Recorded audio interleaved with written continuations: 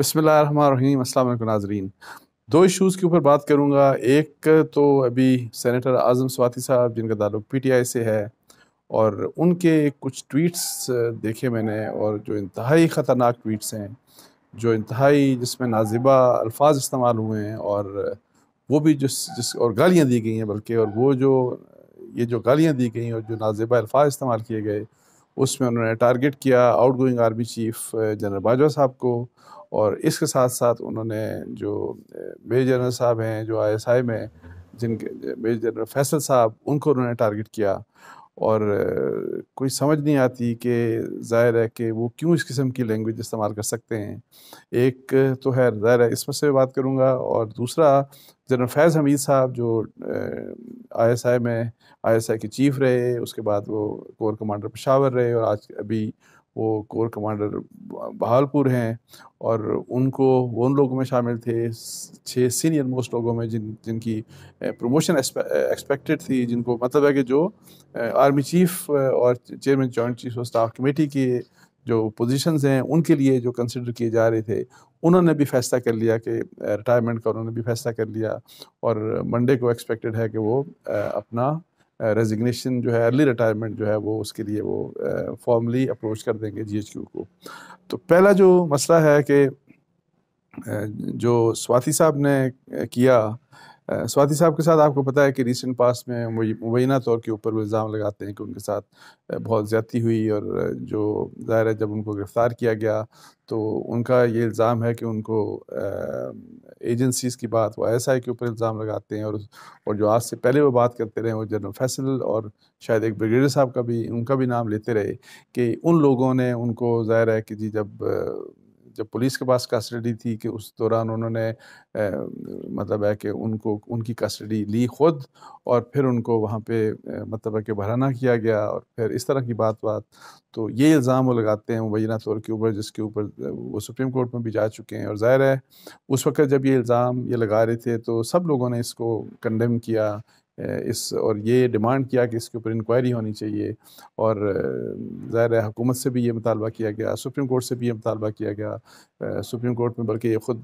गए भी, एक दरख्वास्त भी लेके गए। बल्कि मेरा ये कहना था कि जी इन तमाम मामलात के ऊपर जो इस किस्म के इल्ज़ामात एजेंसीज़ के ऊपर लगते हैं, और ये बहुत अरसे से लगते हैं, तो इसके ऊपर एक तो बिल्कुल इंक्वायरी की जानी चाहिए, सुप्रीम कोर्ट को इंक्वायरी इन मामलात के ऊपर करनी चाहिए। और मकसद ये है कि जी अगर ये बात सही है और इस तरह की जो बात माजी में जो होती रही है, तो इन चीज़ों को रोका जाना चाहिए। जो भी शख्स हो, जिस किस्म का भी उसका कोई मतलब है कि एक्ट हो, अगर उसने कोई जुर्म भी किया तो उसको कानून के मुताबिक सज़ा मिलनी चाहिए। और इस तरह की जो मुबैना तौर के ऊपर जो इल्ज़ाम लगाया गया कि जी अगर ये वाकई हुआ तो ये कंडेमनेबल है, और इसको सब ने वैसे कंडेम भी किया था। लेकिन अब ये है कि जी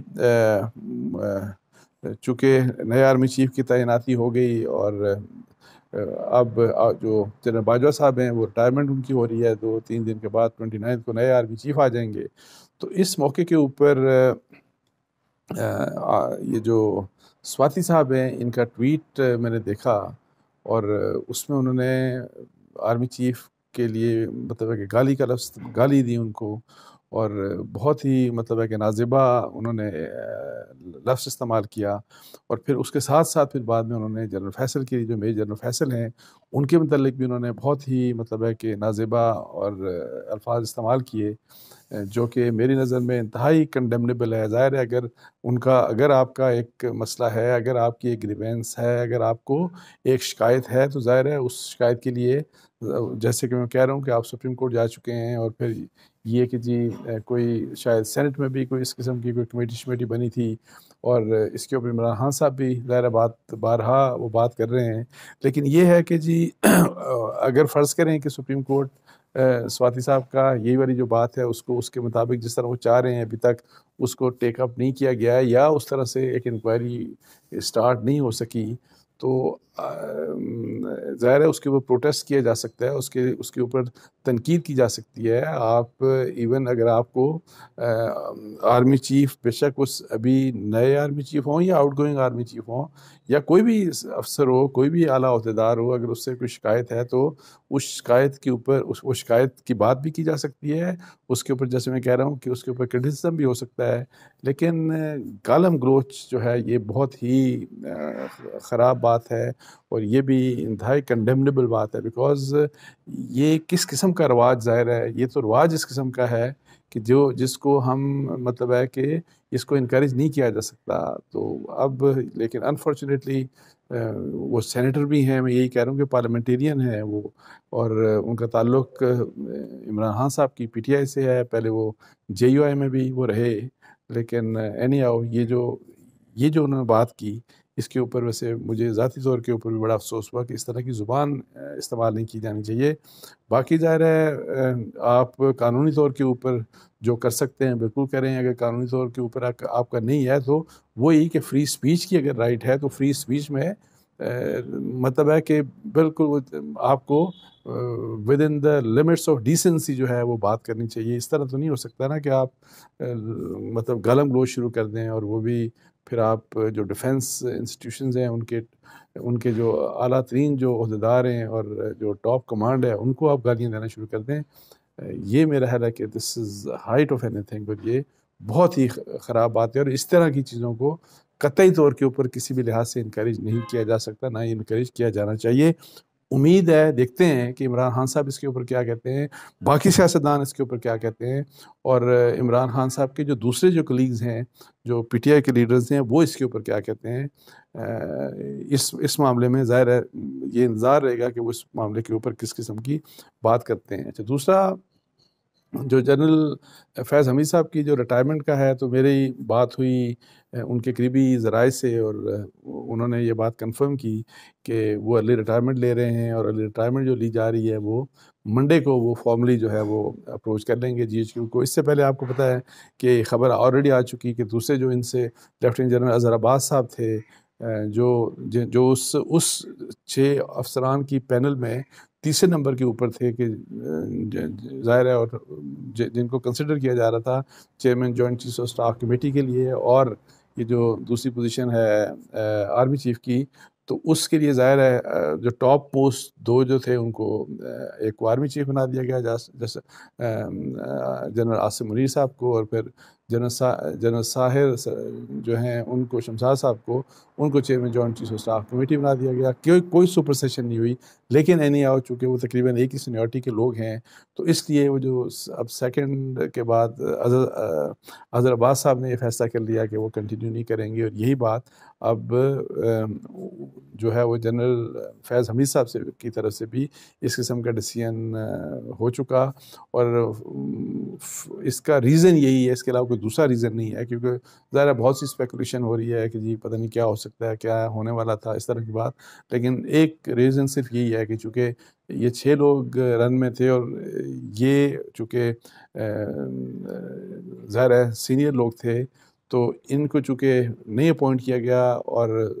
ہو سکتا ہے یہ کمفرٹیبل فیل نہ کر رہے ہوں جو نئی اپوائنٹمنٹس ہوئی ہیں ان کے انڈر کمانڈ. ظاہر ہے جب اگر آپ کام کرنے کے لیے کمفرٹیبل نہ ہوں تو ظاہر ہے آپ کی چوائس ہے، چونکہ سینیورٹی ایک ہے، میں یہی کہہ رہا ہوں. تو اس لحاظ سے پھر یہ فیصلہ ہوا. اس کے علاوہ اگر کوئی اور قسم کی اسپیکولیشن ہے کہ جی کچھ لوگ بات کر رہے ہیں کہ جی پتہ نہیں یہ بھی ایکشن ہونے والا تھا، وہ بھی ایکشن ہونے والا تھا، وہ بھی، اس کے اوپر انشاءاللہ میں 3-4 دن میں آپ سے 2-3 دنوں میں کچھ انفارمیشن لے کے آپ سے بات کروں گا کہ جی کیا حقیقت تھی، کیا حقیقت نہیں تھی، کس بارے میں کیا کچھ ہم اسپیکولیٹ کرتے رہے. تو اینی آؤ باقی جنرل جو ہیں فیض حمید صاحب، وہ D G I S I بھی رہے، پھر وہ ڈی جی سی بھی رہے، اور اس دوران ظاہر ہے وہ کافی تنازع کا شکار رہے. اور اس دوران یہ وہ دور تھا، میں آپ کو بتا دوں، جب 2018-19 کی وہ والی مطلب ہے کہ دور تھا جس وقت یہ پالیسی تھی جو ہے وہ اسٹیبلشمنٹ کی پالیسی تھی، وہ پولیٹیکل انجینئرنگ والی، جس کو خود فوج نے یہ کہا کہ ہم اس چیز سے اب اس چیز کو مطلب ہے کہ ہم چھوڑ چکے ہیں، اور اب ہم ہمارا اے پولیٹیکل رول ہے. اس طرح کی جو بات جو ہوئی، تو جو اس وقت کیا تھا جنرل فیض نے، میں بہت دفعہ کہہ چکا ہوں، تو وہ ایک پالیسی کے تحت ہی واز انڈر کمانڈ. جو بھی کچھ وہ کر رہے تھے، جس بھی قسم کی وہ جو ہوتا ہے کہ جی آپ پالیٹکس میں آپ ویلنگ ڈیلنگ کر رہے ہوتے ہیں، اور سارا کچھ کسی بنانا بگاڑنا، یا سارا کچھ جو بھی ہے وہ سب کے سامنے ہے اور سب کے سامنے تھا وہ. تو اس لحاظ سے یہ اینی ہاؤ ان کا جو دور تھا ISI میں، وہ کافی تنازع کا مطلب ہے کہ وہ شکار رہے، اور ان کے متعلق بہت زیادہ باتیں اس وقت ظاہر ہے، اس وقت ہی اور بعد میں بھی PMLN کافی ان کا نام ظاہر لیتی رہی، اور یہی والی بات کہ جی انہوں نے یہ کیا، انہوں نے یہ کیا. تو اس طرح کے جو معاملات تھے، بلکہ جو ایک جسٹس شوکت صدیقی صاحب جو اسلام آباد ہائی کورٹ سے، انہوں نے، آپ کو یاد ہوگا کہ شاید 2017 یا 18 میں انہوں نے ایک پبلک سپیچ کی تھی، تو اس میں انہوں نے بلکہ یہی والی بات کی تھی کہ کس طریقے سے انفلوئنس کیا جاتا ہے، اور انہوں نے لکھ کے بھی دیا تھا سپریم جوڈیشل کونسل کو، اور انہوں نے جنرل فیض حمید صاحب کا نام بھی لیا تھا اس میں، کہ انہوں نے ان سے ملاقات بھی کی، اور کس طرح وہ انفلوئنس کرتے تھے. مطلب ہے کہ یہ جو جوڈیشری کے جو فیصلے تھے اس کے اوپر. لیکن اینی ہاؤ ان کو اس کے باوجود جو سپریم جوڈیشل کونسل تھی، اس میں ان کی بات نہیں سنی گئی، اور ان کو ڈسمس کر دیا گیا فرام سروس جیسے شوکت صدیقی صاحب کو. اور ان کی اپیل ظاہر ہے پینڈنگ ہے، اور ابھی تک وہ پتہ نہیں کب فیصلہ ہوتا ہے سپریم کورٹ میں. تو اس لحاظ سے یہ ایک تنازع رہا، اور متنازع رہے جنرل فیض حمید صاحب. اور ادروائز اب ظاہر ہے اب وہ ویسے وہ ریٹائر ہو رہے تھے مارچ اپریل میں، تو اب خیر انہوں نے ارلی ریٹائرمنٹ کا فیصلہ کر لیا. اس کے ساتھ ہی مجھے اجازت دیجیے. جزاک اللہ. السلام علیکم.